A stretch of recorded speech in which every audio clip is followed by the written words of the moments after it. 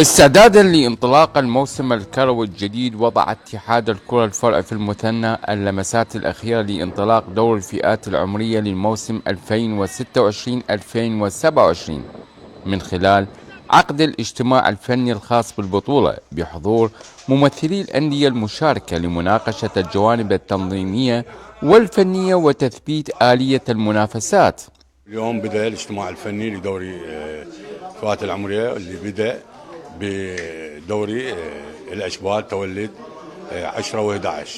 الدوري بنظام التسقيط الزوجي من 8 فرق. جميع أندية المحافظة اشتركت بهاي البطولة وهي عددها 8 فرق. تم الاتفاق على قرعة الدوري الأشبال بمساهمة الاتحاد الفرعي لمحافظة المثنى، وتم التصويت على كل القرارات.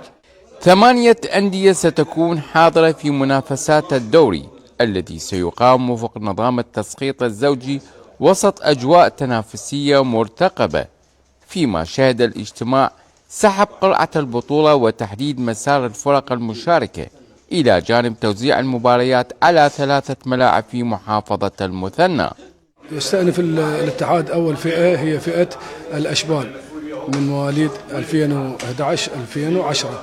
إن شاء الله نتمنى للفرق التوفيق والتقديم المستويات التي تليق بفرقنا للفئات العمرية.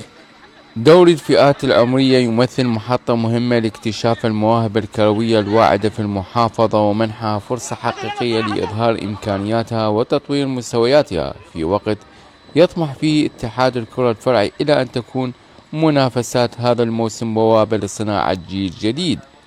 لقناة العراقية الرياضية، فارس الوهامي، المثنى.